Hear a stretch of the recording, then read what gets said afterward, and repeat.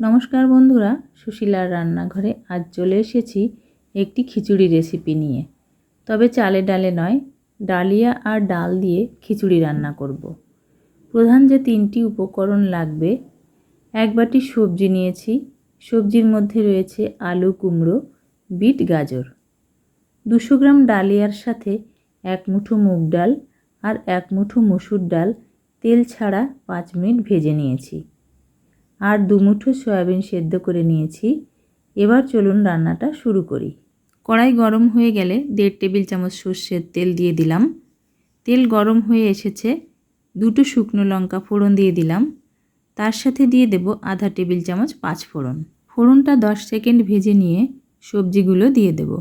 সবজি ভেজে নেওয়ার সময় সামান্য পরিমাণ লবণ আর সামান্য পরিমাণ আদা কুচি দিয়ে মিডিয়াম ফ্লেমে 4 মিনিট ভেজে নেব। 4 মিনিট ভেজে নেওয়ার মাঝে সেদ্ধ করে রাখা সয়াবিনটা দিয়ে দেব। সয়াবিনটা দিয়ে সবজির সঙ্গে কিছুক্ষণ ভেজে নেব।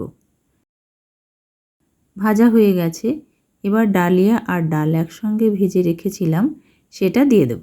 এবার খিচুড়ি রান্না হতে যতটা জল লাগবে আন্দাজ মতো দিয়ে দিলাম। এবার স্বাদ মতো লবণ, আধা টেবিল চামচের একটু বেশি হলুদ, চেরা কাঁচা লঙ্কা দিয়ে 10 থেকে 15 সেকেন্ড নেড়ে চেড়ে মিডিয়াম টু হাই ফ্লেমে 10 থেকে 12 মিনিট রান্না করব।